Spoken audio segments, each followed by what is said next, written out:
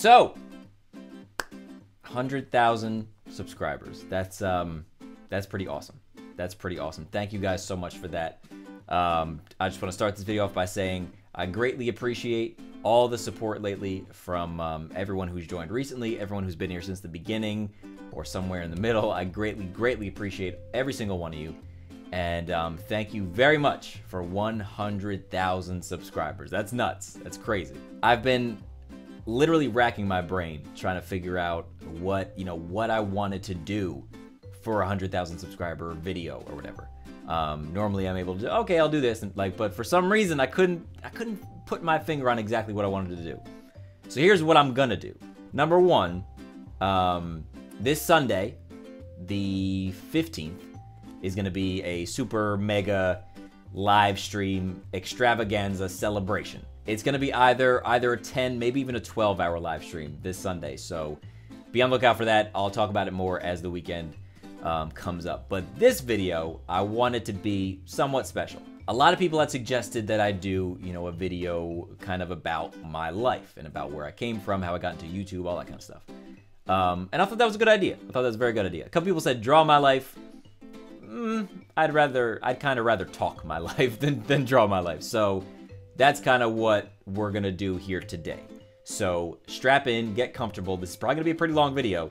And I'm gonna tell you a little bit about where I came from, how I got here, and what my plans are going forward, and what my plans have been up until now. So I'll try to get through the boring stuff quickly. I grew up in New Jersey, Jersey boy for life, and when I was a kid, I was very into sports. I played baseball, I played soccer briefly, I played basketball mostly for a very, very long time.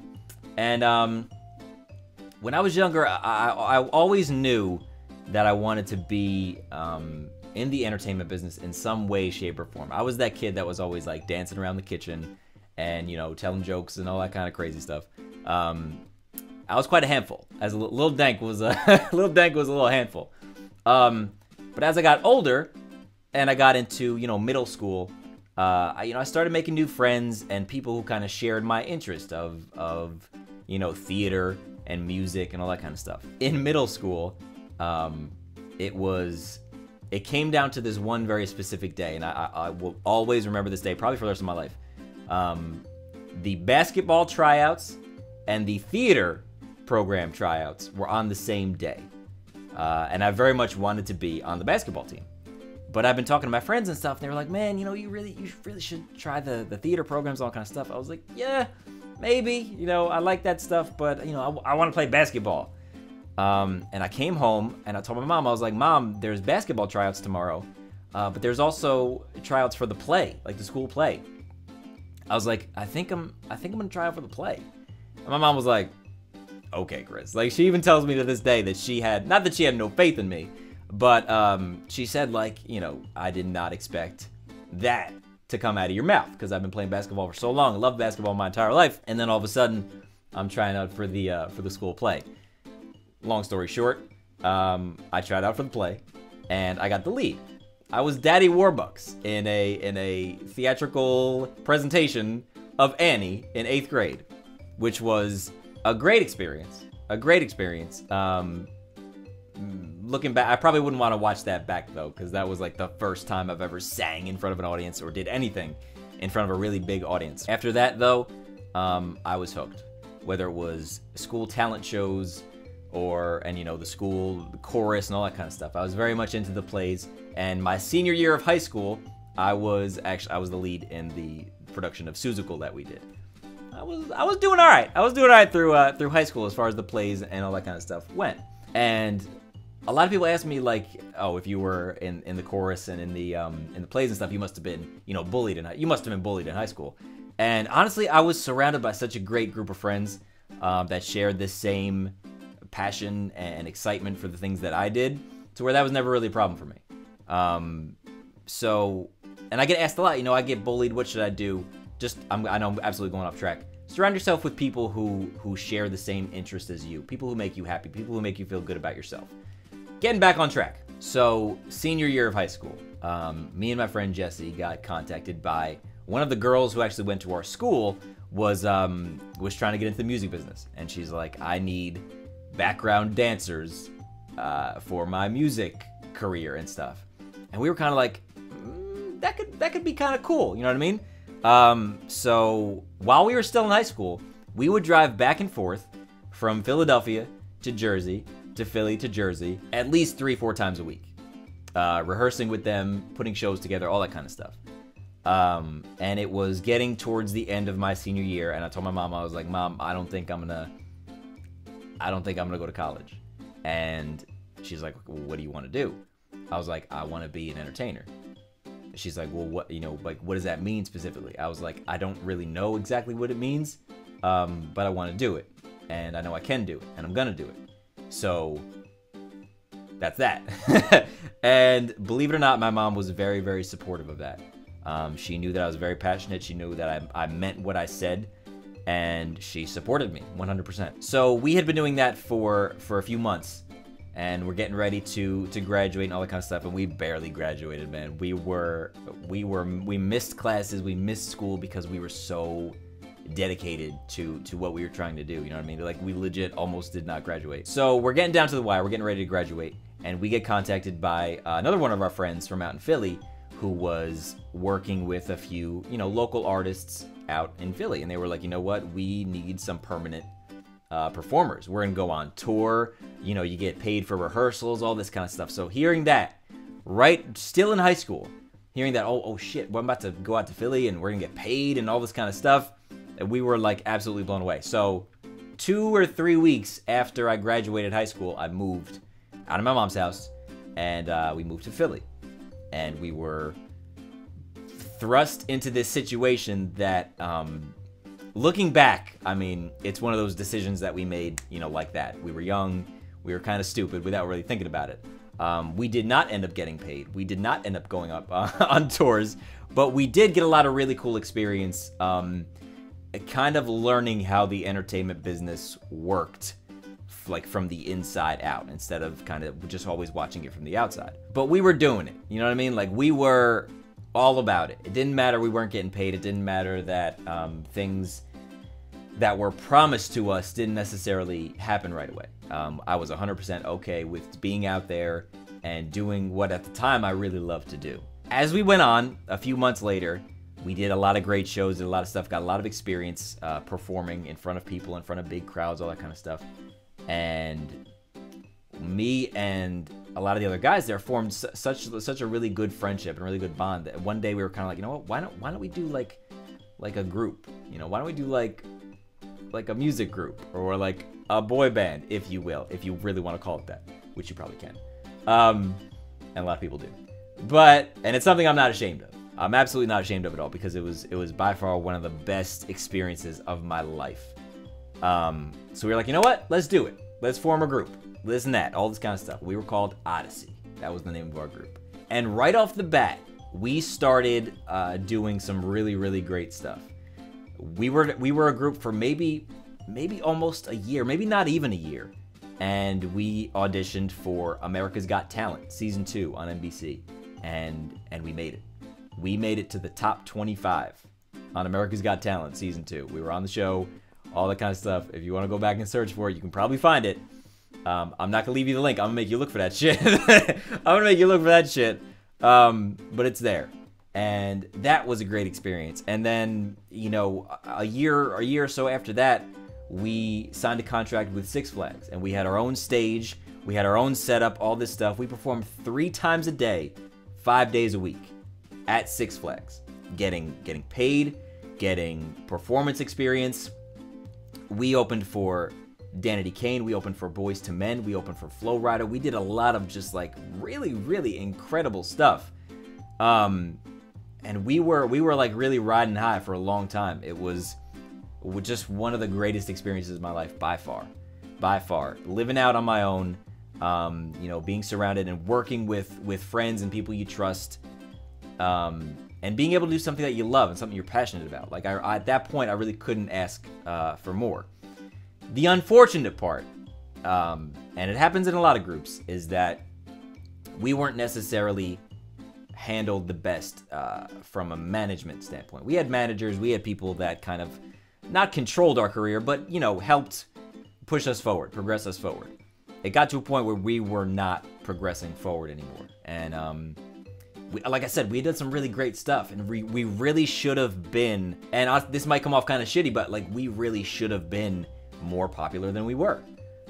We kind of felt like we hit a glass ceiling. We couldn't break through it.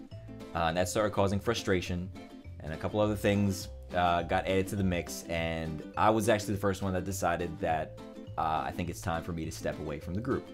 This was 2010. Jesus, 5 years ago. It's crazy. This was 2010. I'm the kind of person who I never go into anything without a plan. I know what I'm going to do, how I'm going to do it, why it's going to work, and then I make it work. I had absolutely no plans when I left the group. And that was very unlike me, because that was such a huge decision in my life. But all I knew was that, I need to step away for a little bit. I've been doing this since I was 18. At that time, I was, 24. Just every day with the same guys, doing the same thing over and over, rehearsing, performing, going to meetings, going to the studio, record it, like legit back and forth every day. And I needed to step away from that for a little bit. And I did that. I took some time away, but not too long after that, I got contacted by the producers that I actually worked with when I was in the group. They're called the Lab Rats. They're incredible. They're two of the most talented, creative geniuses as far as music goes that I've ever worked with. So they hit me up and they're like, what are you doing these days? I'm like, I don't know. I'm gonna take some time. I'm gonna figure out what I need to do, figure out what I want to do, just kind of relax, and take it from there. They're like, well, if you ever want to work, let us know, music-wise, like do my own solo music thing. I was like, okay, I'll think about it. And I thought about it, and I said, you know what? Fuck it. I'm gonna do it. Called him back, said, let's do it. Let's work on a solo project. Looking back, one of the, not stupidest, but one of the more rash decisions that I made that I probably shouldn't have at the time. I was not ready mentally, physically, emotionally, like anything, to put that much time and effort that's needed to really make something successful. I wasn't ready for that, but I did it anyway. I recorded some songs, the first ever songs by myself, and like I liked it. I did a few performances by myself, and I'm like, I kind of like this whole thing. Like, it sounds kind of shitty, but if anyone has performed or wants to be in the entertainment business, there's a certain feeling that you get when you're in front of a crowd, in front of a stage, in front of a group of people, and the eyes are on you, and you're able to keep those eyes there. That's a skill that it took me a long time to really master. But I had, like I said, I had a lot of great experience in the group, so I felt comfortable with that part of it. But just something else for me wasn't clicking. I wasn't 100% into it like I needed to be. So I said, you know what? Let me just kind of step back for a second. Let me go back to my original plan of no plan, which in itself was stupid. But I said, you know what? I'm not ready for this right now. So let's take some time. So now this is 2011. After I tried some solo stuff, it was what it was. It was nothing major, but I was able to get a little bit of experience by myself. Now, at this time, there was a lot of not too great things going on personally.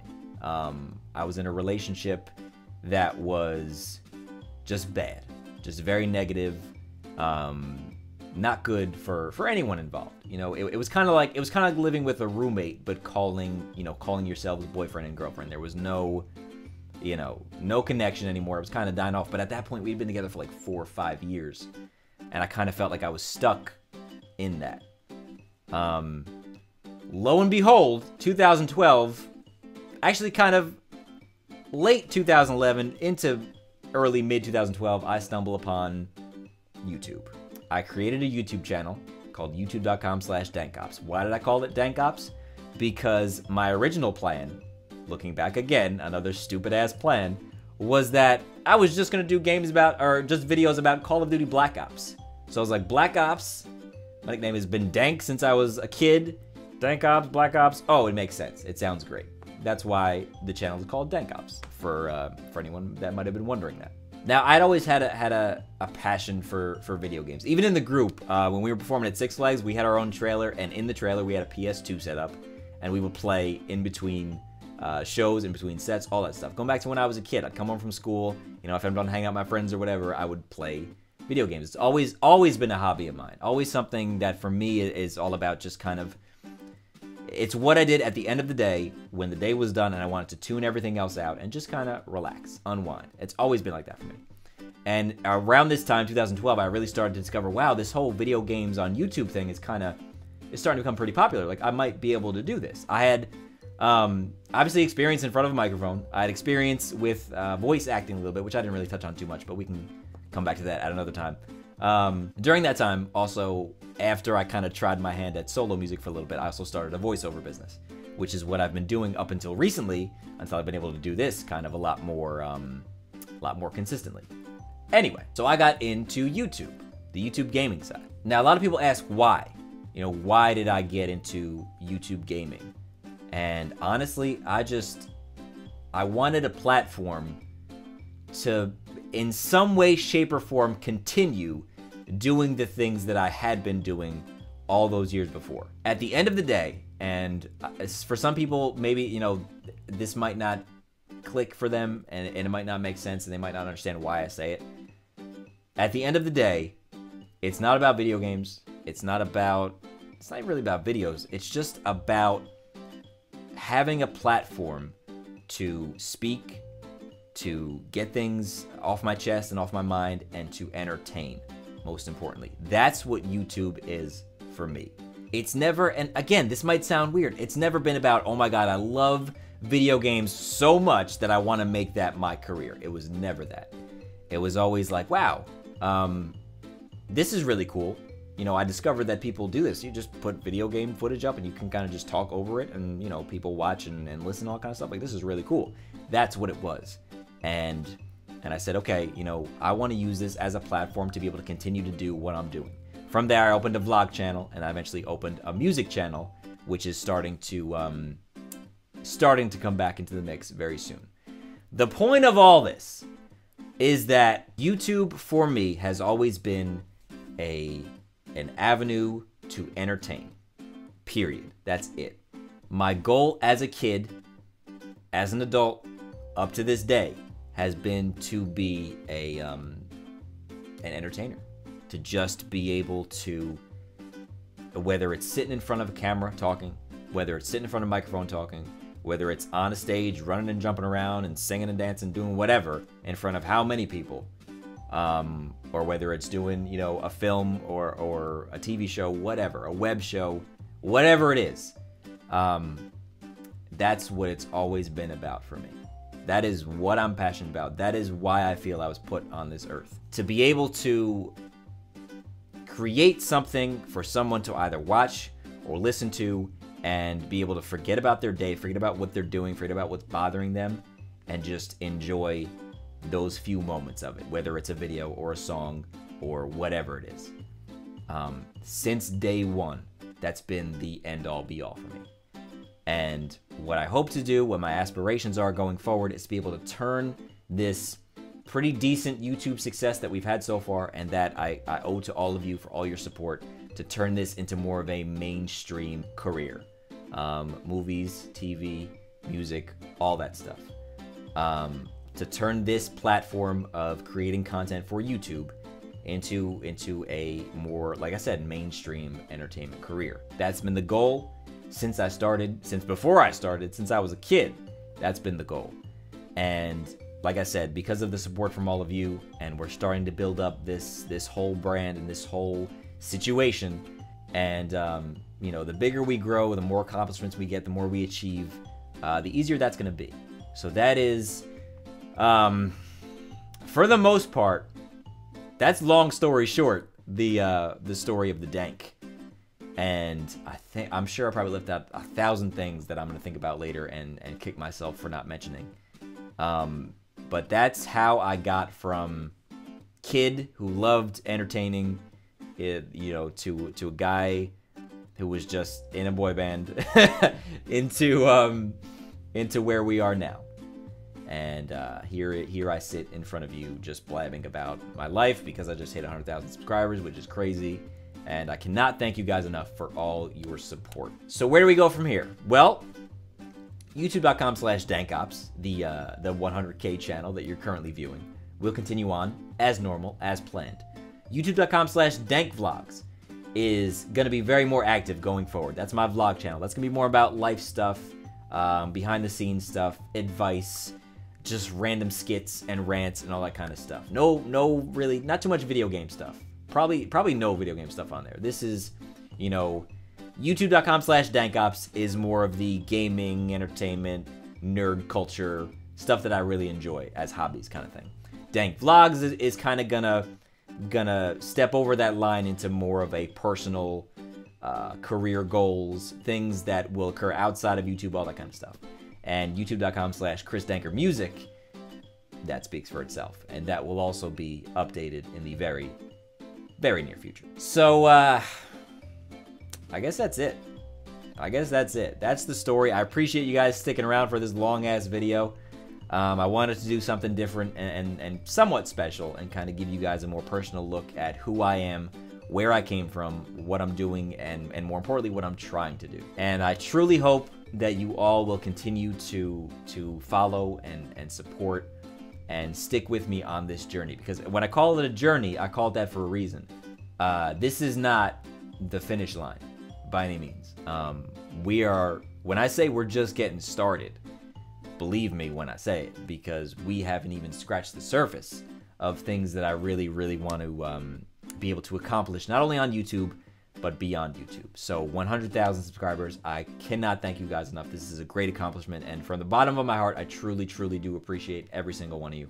Thank you so much for liking and following and subscribing and supporting. And I hope that you all will continue to support going forward beyond where we're at now, because we are not slowing down. We're not stopping. This is not where it ends. This is only the beginning. So I truly hope that you all will continue to support me beyond YouTube and into the other things that I'm trying to accomplish. And I would appreciate all that. I would appreciate you guys, sticking with me.